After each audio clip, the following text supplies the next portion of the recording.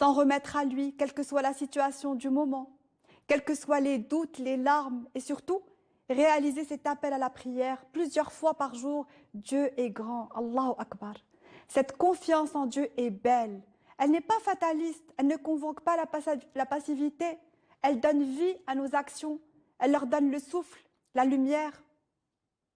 Que serait une action sans âme, sans foi, sans prononcer Allahu Akbar au nom de Dieu? Dire et prononcer et sentir Dieu, c'est espérer en lui et c'est libérateur. Et avoir confiance en lui, c'est être en paix avec ce qui advient, que ça nous plaise ou que ça nous plaise pas. Même si ce qui a été décidé pour nous ne nous plaît pas ou nous semble ne pas nous convenir, car nous ne pouvons pas comprendre, même si nous ne saisissons pas ce qui arrive. Eh bien, Dieu sait ce que nous ignorons. Il est dit et rapporté de Omar ibn al-Khattab ces paroles magnifiques. Il dit « Peu m'importe dans quel état je me retrouve, qu'il me soit désagréable ou pas, peu m'importe cela, j'ignore dans lequel des deux gît le bien. » Omar dit « Quelle que soit ma situation, il y a une part de mystère qui m'est inaccessible et dont mon humilité de compagnon, de calife, d'homme et de croyant, je le sais et je me soumets. Cette part de mystère, je lui fais confiance. Je trace ainsi mon chemin de vie sur la confiance. » Et en effet, le compagnon avait une foi si profonde et éclairée qu'elle lui permettait face aux problèmes de la vie de rester confiant. Et sa certitude était telle qu'il s'en remettait à Dieu, quelle que soit la dureté du moment présent auquel il pouvait être confronté, il croyait, il avait confiance en Dieu. Dans le Coran, il nous est d'ailleurs dit « C'est à Dieu que doivent s'en remettre les croyants ». Et il est révélé aussi dans le Coran, c'est à Dieu que vous devez vous en remettre si vous êtes croyant. S'en remettre à Dieu, c'est espérer en lui et accepter tout ce qui vient de lui. Notre présent, nos situations, notre moment, nos instants. Les imams al-Bukhari et Muslim rapportent le hadith suivant d'après Ibn Abbas, selon lequel le prophète confie, alors qu'il est interrogé au sujet des 70 000 croyants qui entreront au paradis sans jugement. J'aime beaucoup ce hadith, il dit « Ce sont ceux qui ne recourent ni à la magie, ni à la divination, mais qui s'en remettent plutôt à leur Seigneur, voilà les pieux, voilà les véridiques. Face aux aléas de la vie, aux souffrances, ils ne vont pas chercher refuge vers les charlatans du monde. Ils ont foi, ils attendent que Dieu lève le voile pour comprendre. Ils acceptent leur sort dans la foi et non pas par fatalité. Il y a de l'enseignement dans toutes circonstances et Dieu donne de la force à tous et ne fait jamais porter un fardeau à l'homme plus grand que ce qu'il pourrait supporter. Il le dit lui-même. En effet, avoir confiance en Dieu, c'est accepter ses décisions, c'est en quelque sorte garder à tout instant une profonde espérance en lui. Car quel que soit ce qui nous est destiné ou simplement ce qui nous arrive, nous sommes assistés pour le supporter. Le prophète Sidna Muhammad sallallahu alayhi wa sallam enseigne, agissez, approchez-vous de Dieu, soyez droit et ferme, chacun est assisté pour aller vers ce pourquoi il a été créé. En effet, Dieu n'impose aucun fardeau, aucune charge, et ce qui nous est destiné et ce que nous sommes capables de supporter, ce que nous pouvons supporter, même si nous ne pouvons pas le voir. Quelle que soit la peine que peuvent endurer les croyants, Dieu les gratifie au regard de leur patience et le fait de savoir être endurant est déjà en soi une belle récompense dans l'être. Dieu accompagne à mieux supporter tous les moments et il les fera oublier à ses serviteurs, car toujours la grâce de Dieu couvre de sérénité. La confiance en Dieu durant l'épreuve est belle. Et Sidna Muhammad sallallahu alayhi wa sallam annonce dans l'un de ses hadiths, au jour du jugement, on placera la balance. On fera comparaître les gens de la prière. Leurs actions seront pesées et on les récompensera. Mais réalisez que le prophète a dit, leurs actions seront pesées, les gens de la prière. Il continue et dit, on fera comparaître les gens du jeûne. Leurs actions seront pesées et eux récompensés. Encore une fois, face aux jeûneurs, leurs actions seront pesées. D'accord? Le prophète continue. On fera comparaître les gens du pèlerinage. Leurs actions seront pesées et eux récompensés.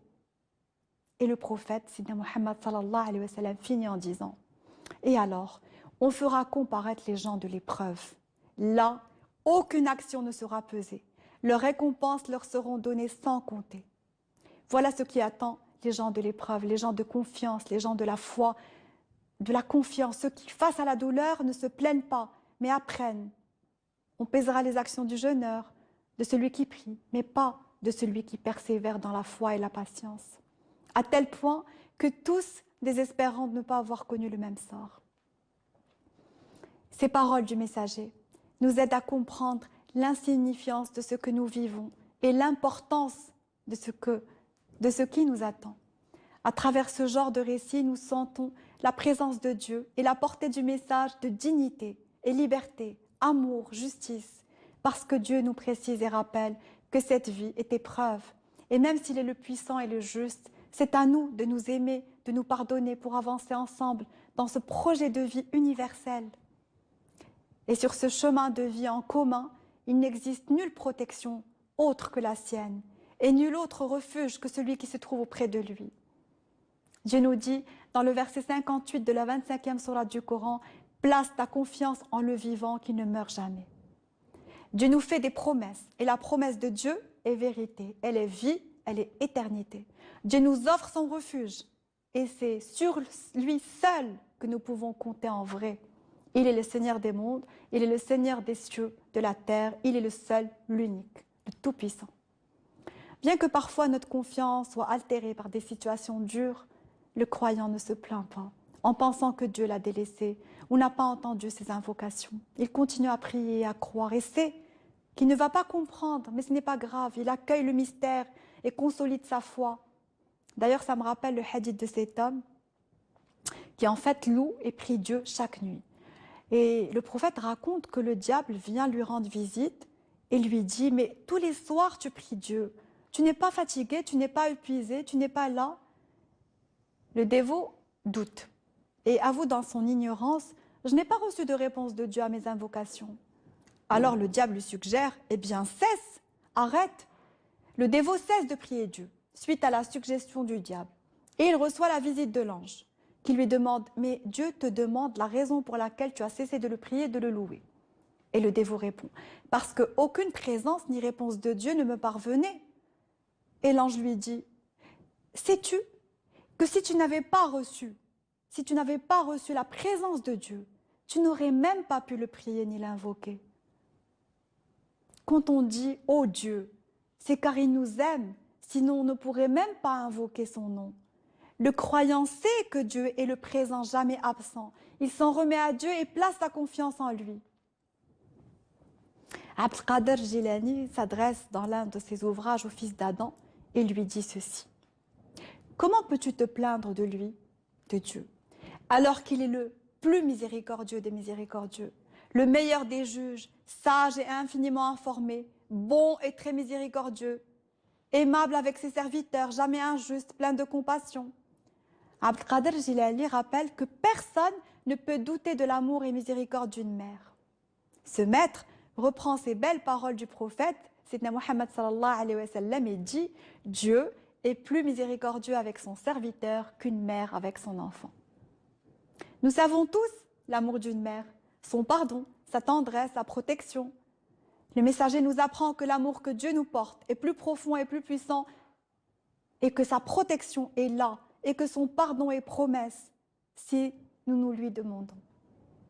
Le prophète Sayyidina Muhammad sallallahu alayhi wa sallam nous recommande de placer notre confiance en Dieu, accepter patiemment ce qu'il décide pour nous et espérer toujours en lui. Une vie de foi vécue sur le chemin de la foi est grande, elle est belle, elle est sincère. Avoir l'intime conviction que bien que Dieu n'ait nul besoin de nous et de nos pratiques, de nos prières, de nos chaînes, en ce qui nous concerne, ces actes de foi représentent un moyen de purifier nos âmes, de nous rapprocher du Très-Haut, d'accéder à la confiance en lui et d'accepter tout ce qui est comme étant le mieux pour nous. Dieu protège à travers ses messages et messagers. Il prescrit que nos actes doivent être accomplis pour Dieu, en son nom, au nom de l'unique, au nom du juste, le très miséricordieux, le très doux et le très généreux. En effet, quelle que soit l'action que nous voulons accomplir, qu'il s'agisse d'une bonne, juste, sincère ou encore généreuse action. Elle ne peut être faite qu'au nom de celui qui a les plus beaux noms, le très généreux, au nom de Dieu. Agir pour l'amour d'un homme ou d'une femme tout en espérant être vu par eux est triste parce que le but est de satisfaire un humain qui jamais n'est satisfait et jamais ne peut être juste. Dieu est le juste et il voit nos efforts et générosité. Il nous couvre. Le seul moyen qui permet de ne jamais ressentir une déception, c'est justement d'être proche de Dieu et de tout faire au nom de celui qui couvre, aime et libère. Tout faire au nom de Dieu. Tout ce qui n'est pas entrepris uniquement pour Dieu périt. Seul subsiste ce qui est réalisé en son nom, au nom de celui qui ne meurt jamais. Agir et œuvrer pour l'amour de Dieu, c'est d'une part avoir été aimé par le Très-Haut, puisque ayant agi de manière à être proche de l'unique, et c'est avoir agi pour la plus belle des causes, une cause juste qui ne trahit jamais ni ne trompe. Il est rapporté, donc, ces paroles d'un certain Junayd, il dit, très belle parole d'ailleurs, même si un homme était aussi pauvre qu'Adam, aussi détaché d'ici-bas que Jésus, autant submergé d'épreuves que Job, aussi obéissant que Jean-Baptiste, aussi honnête qu'Idriss, aussi aimant qu'Ibrahim et aussi noble de caractère que Sidna Muhammad sallallahu alayhi wa sallam, et qu'il est cependant bien ancré dans son cœur le plus petit désir pour un autre que Dieu, alors Dieu n'aurait pas le moindre souci pour lui. Quel que soit l'homme et quelles que soient ses vertus, il est absolument nécessaire de purifier l'intention. C'est l'essence. C'est ce que nous dit le hadith. Quelles que soient tes œuvres et tes vertus, dis-moi quelle est ton intention, qu'est-ce qui te motive, quel est ton mystère. La reconnaissance de foi en Dieu doit être pure et doit être vraie. Il est le juste, il est le miséricordieux, il est ce qui nous inspire et fait notre humanité.